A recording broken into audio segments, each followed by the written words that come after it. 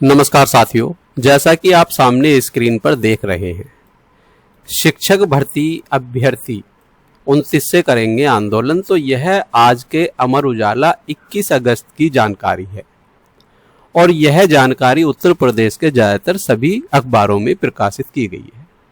तो 29 तारीख से 69,000 शिक्षक भर्ती के वे अभ्यर्थी जिनका 6800 की लिस्ट में नाम आया हुआ है, वे आंदोलन के लिए लखनऊ में आ रहे हैं। विस्तार से इसको समझते हैं। 69,000 शिक्षक भर्ती में आरक्षण के नियमों को लेकर दलित व पिछड़े वर्ग के 6800 अभ्यर्थी नियुक्ति के लिए 29 अगस्त से निर्धारित धरना प्रदर्शन करेंगे। अभ्यर्थी बेसिक शिक्षा निर्देशालय लखनऊ कार्यालय के सामने धरने पर बैठेंगे। तो ये बेसिक शिक्षा निर्देशालय के सामने धरना प्रदर्शन दिया जाएगा। उनकी इस मामले में सीएम से मुलाकात नहीं कराई गई तो वे आमरण अनशन भी करेंगे। यह जानकारी आज के अमर उजाला में दी गई है और अमर उजाला के साथ साथ और भी बहुत सारे अखबारों में ये छापी गई है। अब इसके साथ दूसरी खबर की तरफ नजर मारते हैं। तो साथियों, दूसरी जानकारी में जैसे कि आप सामने स्क्रीन पर देख रहे हैं, 69,000 सहायक शिक्षक भर्ती मामला माननीय उच्चतम न्यायालय नोडल वर्गीकरण विवरण। तो अंकित गोयल एओआर की तरफ से यह सही है या गलत इसका हम पुष्टि नहीं कर सकते हैं, लेकिन यह जानकारी सोशल मीडिया पर बहुत ज्यादा वायरल हो रही है। विषय कैटेगरी केस एवं पक्षकार वर्गीकरण। तो इसमें जैसे पृष्ठभूमि एवं निर्देश 69,000 सहायक शिक्षक भर्ती मामले में माननीय उच्च न्यायालय के निर्देशों के तहत राज्य सरकार तथा संबंधित नोडल अधिवक्ताओं को यह जिम्मेदारी दी गई है कि भर्ती से जुड़े सभी याचियों, प्रतिवादियों, चयनित अचयनित विभिन्न आरक्षित अनारक्षित श्रेणी के पक्षकारों का नोडल वर्गीकरण तैयार किया जाए ताकि सुनवाई सुगम हो सके। तो इसका नोडल वर्गीकरण कर दिया गया है। अब यह नोडल वर्गीकरण किस तरह से किया गया है इस पर नजर मारते हैं। जैसे सबसे पहले बिंदु में इसमें आरक्षित वर्ग ओबीसी और एससी के बारे में दिया गया है। तो बेसिक शिक्षा नियमावली 1981 तथा आरक्षण नियमावली 1994 का कड़ाई से अनुपालन हो, यह बात नोडल अधिकारियों द्वारा आरक्षित वर्ग के अभ्यर्थियों को बिंदु नंबर 1 में कही गई है और इसी के आधार पर हाई कोर्ट की डबल बेंच ने अपना निर्णय दिया है। 19,000 प्लस सीटों का आरक्षण विसंगति एमआरसी लागू करने की यहां पर मांग की गई है और हाई कोर्ट के उत्तर प्रदेश सरकार को नई मेरिट लिस्ट बनाने के आदेश का समर्थन यहां पर नोडल अधिकारियों द्वारा किया गया है। यानी कि एमआरसी की इसमें मांग की गई है। एमआरसी के अनुसार नई लिस्ट बनेगी और इसके अनुसार ही इस बेसिक नियमावली 1991 तथा आरक्षण नियमावली 1994 का पालन किया जाने के यहाँ पर अनुरोध किया गया है। अब बिंदु नंबर 2 देखते हैं। अनारक्षित वर्ग जनरल के लिए मूल चयन सूची को यथावत बनाए रखने की मांग यहां पर की गई है। तो यहां बिंदु नंबर 2 है ये। तो बिंदु नंबर 2 में यह बात मूल चयन सूची को यथावत बनाए रखने की मांग और हाई कोर्ट के संपूर्ण सूची रद्द कर नई सूची बनाने आदेश को चुनौती है। तो दूसरी कैटेगरी में इस तरह के अभ्यर्थी हैं जिन्होंने यह मांग की है और पहली वाली कैटेगरी में ये वाले अभ्यर्थी हैं जिनकी इस तरह की मांगी थी। तो दोनों कैटेगरी यहाँ पर क्लियर हो गई हैं कि अनारक्षित वर्ग के जनरल वाले जो सर्विस कर रहे हैं, जो नौकरी में हैं, वे सूची में किसी भी तरह का बदलाव नहीं चाहते हैं। तो यहाँ पर अभी तक सबसे ज्यादा प्रबल संभावना आरक्षित वर्ग के अभ्यर्थियों की तरफ जाती है, क्योंकि यहाँ डबल बेंच का आदेश भी है और आपके आयोग की रिपोर्ट भी है और जो है आपकी नियमावली भी अभ्यर्थियों के पक्ष में है। तो सारी चीजें अभी आरक्षित वर्ग के फेवर में जाती हैं। जो अनारक्षित वर्ग की डिमांड है उसके फेवर में इसलिए नहीं जाती है क्योंकि इनका कोई भी कानूनी पहलू मजबूती से नहीं बन रहा है। अब आगे चलते हैं अगले बिंदु की तरफ। जो अनारक्षित वर्ग के चयनित अभ्यर्थी हैं, मेरी बात का बुरा न माने, क्योंकि जो सामने स्क्रीन पर दिखाई दे रहा है और जो कानूनी स्थिति दिखाई दे रही है, मैं आपको केवल उस चीज से अवगत कराना चाहता हूं। यदि आप किसी सच्चाई का 1 महीने बाद सामना करने के लिए जा रहे हैं तो मैं उसका सामना आपको आज ही इस वीडियो के माध्यम से इसलिए करा रहा हूं ताकि आगे की तैयारी आप उसी हिसाब से कर सके और माननीय सर्वोच्च न्यायालय में आप अपनी सुरक्षा को लेकर उसी तरह से अपनी बात रख सके।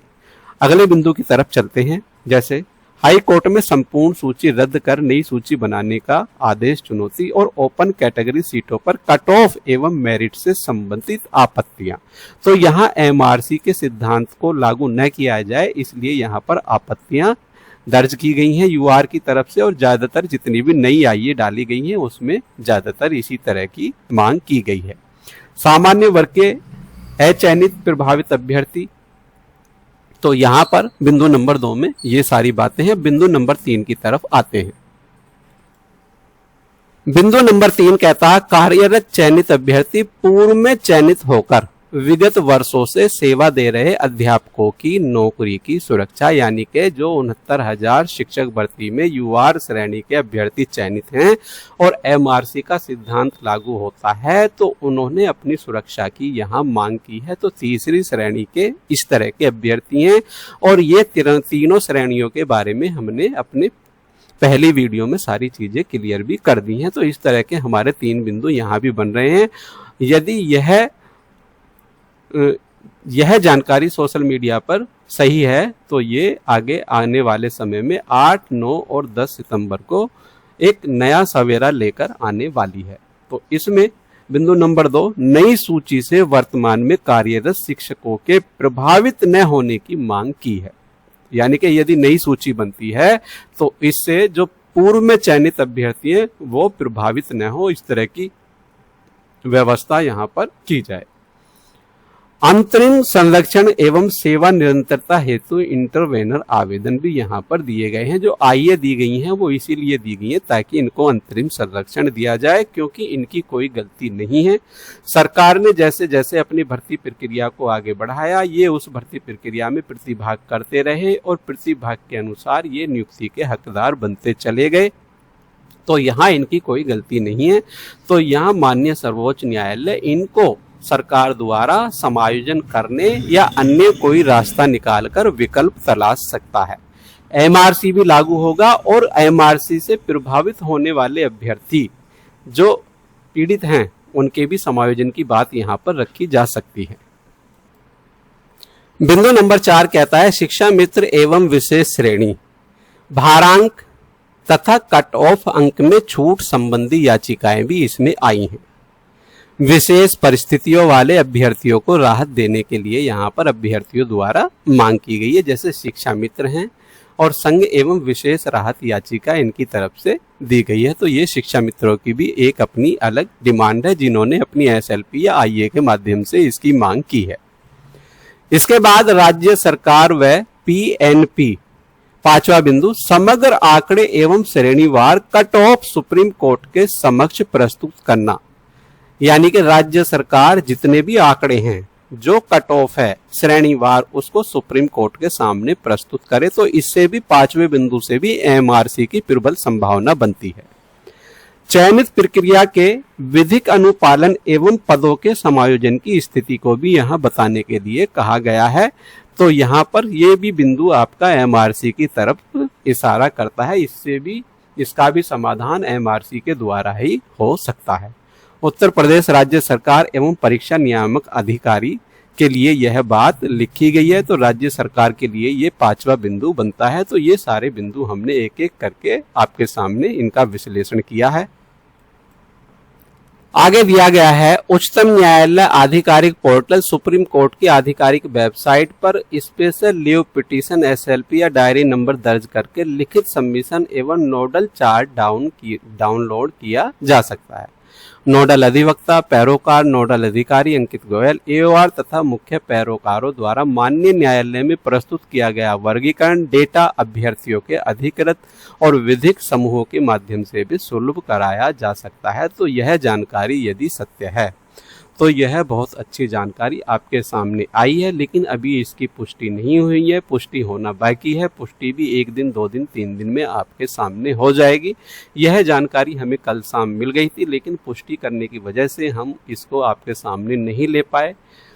तो अब हम इसको सुबह में आपके सामने लेकर आए हैं। तो अभी इसका पुष्टि होना बाकी है, लेकिन इस तरह की ही जानकारी आपको मिलने वाली है। तो जानकारी आपको अच्छी लगी है तो वीडियो को लाइक करें, वीडियो को शेयर करें, और यदि आपने हमारा चैनल सब्सक्राइब नहीं किया है तो चैनल को सब्सक्राइब कर लें।